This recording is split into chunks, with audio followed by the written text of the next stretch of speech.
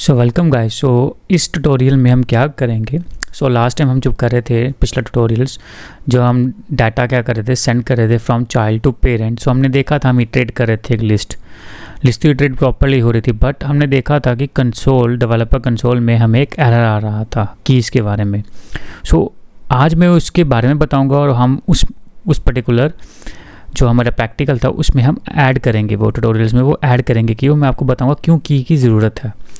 तो आपको पता होगा कि रिएक्ट जो है वर्चुअल डोम पे काम करता है। तो वर्चुअल डोम जो है वो क्या है एक्चुअली। तो अगर हमारी पास की नहीं होगी तो रिएक्ट को पता नहीं चलेगा कि यार जो एलिमेंट है उसे अपडेट कैसे करना है। तो लेट अस सपोज मेरे पास 5 कीज़ हैं, एक कई बार की को रिमूव कर रहा हूँ और ऐड कर रहा हूँ। तो अब रिएक्ट क्या करता है, वो एक्चुअल डोम का एक वर्चुअल डोम क्रिएट करता है। तो उसे आइडेंटिफाई करता है कौन सा एलिमेंट जो है ऐड हुआ है, और जो की है उसके हिसाब से वो उसे क्या करता है, टैली करता है। अगर उसे वो मिल जाता है तो वो उसे अपडेट नहीं करता एक्चुअल डोम में। ओके, वो उसे ऐड कर देगा जहाँ पे वहाँ पे जो अवेलेबल नहीं होगा उसमें वो ऐड कर देगा पर्टिकुलर एलिमेंट। जैसे हम डिलीट करेंगे सेम वो उसी पर्टिकुलर जो है चीज़ को आइटम्स को रिमूव करेगा, पूरे के पूरे डोम को री रेंडर नहीं करेगा। सब पता है, री रेंडरिंग होती है, री प्रिंटिंग होती है, वो नहीं करेगा। वो एक्चुअली उस एलिमेंट को निकाल के डोम में से वो चीज़ें करता है। इससे क्या एफिशिएंसी रहती है। अगर आप की ऐड नहीं करोगे और आप ऐड और रिमूव कर रहे हो, ओके, अगर आपकी लिस्ट बढ़ रही है, फैच कर रहे हो, क्या होगा, अगेन वो री रेंडर करेगा। अभी 10 है, फिर 20 हो जाएंगी, 40 हो जाएंगी, री रेंडरिंग ही कर रहा है। अगर आपके पास 10 हैं कीज़ हैं उनकी प्रॉपर्ली बैकएंड से जो आ रही हैं प्रॉपर्ली हमारे पास, ओके। इंडेक्स में मैं रिलाई नहीं करता हूँ, index is not a good practice, क्योंकि इसमें बहुत प्रॉब्लम आती है। मेरी खुद का एक्सपीरियंस है, रिमूवर जो ऐड करते हैं, और क्योंकि स्टेट्स पे काम करता है ना, तो बहुत ज़्यादा प्रॉब्लम आती है। और स्टेट में वैल्यू भी रिमूव कर दोगे, ऐड कर दोगे, तो इंडेक्स तो चेंज होता रहता है। इंडेक्स आपका नहीं रहता। डाटाबेस की जो आईडी होती है उसके हिसाब से आपको आईडी पास करनी चाहिए। That is the best approach that we can do that.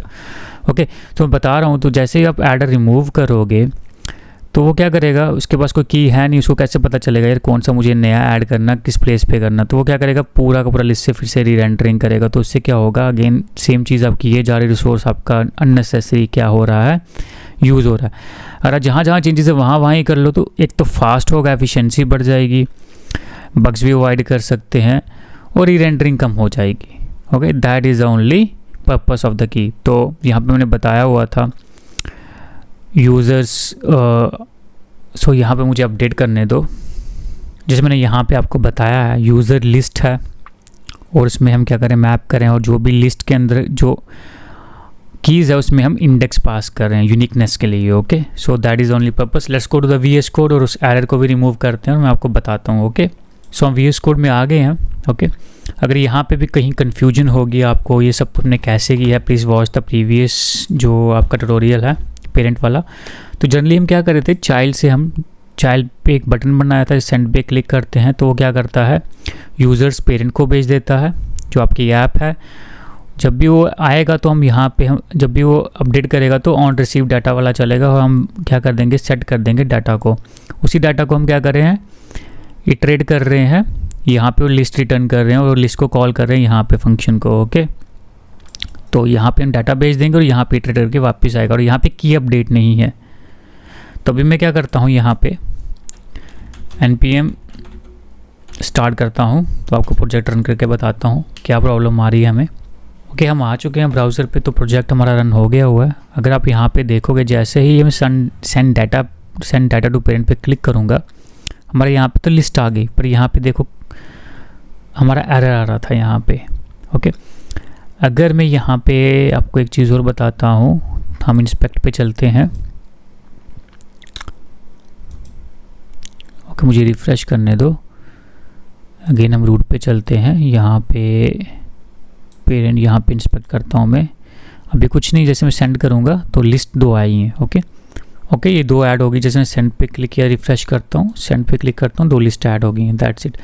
अब जो कंसोल का जो एरर आ रहा है रेंडर के लिए, इसके लिए हमें क्या करना है, हमें कीज़ जो है ऐड करनी है। कहाँ पे, पेरेंट पे। Okay, let me add the ID. So अभी हम यहाँ पे आके लिस्ट के अंदर हम कीज़ ऐड कर देते हैं, और की के अंदर हम आईडी ऐड करते हैं। क्या है, यूज़र हमारा मैप के अंदर, और यहाँ पे हमारी है आईडी। ओके, तो अभी मैं जाता हूँ, यहाँ पे रिफ़्रेश हो गया है। जैसे ही मैं सेंड डाटा पे क्लिक करता हूँ, आप देख सकते हो यहाँ पे कोई भी प्रॉब्लम नहीं आ रही है। सो वो जो एरर था वो हमारा चला गया है। तो मैंने आपको बता दी है पर्पस क्यों हम यूज़ करते हैं कीज़, एफिशिएंसी के लिए। पूरा का पूरा डोम जो है रीरेंडर ना हो, आइडेंटिफाई करे क्या क्या चेंजेस आ रही है, उसी के हिसाब से जो रिएक्ट जो है चेंजेस कर सके। ओके, सो जो हम स्टेट यूज़ करते हैं that and definitely it create a bugs, so वो ना हो। सो मोस्ट प्रॉब्ली इंडेक्स पे कभी रिलाई मत करो। अगर बैकएंड से डाटा ले रहे हो, आईडी बना लो। अगर आपका खुद का है तो उसके लिए पर्टिकुलर एक आईडी दे दो, यूनिक करके एक रैंडम कोई भी आप आईडी दे सकते हो। कोई यूनिक आईडी दे देना जो चेंज ना हो, सेम रहे आपके उसके लिए। ओके, बाय डिफ़ॉल्ट जो आप कॉल करते हो बैकएंड से तो आपके पास वहाँ पे आईडी आती ही है, उसी को यूज़ करो instead of index. Okay, so this is all about. If you have any doubts, put in a comments, let me know. Till then, bye bye.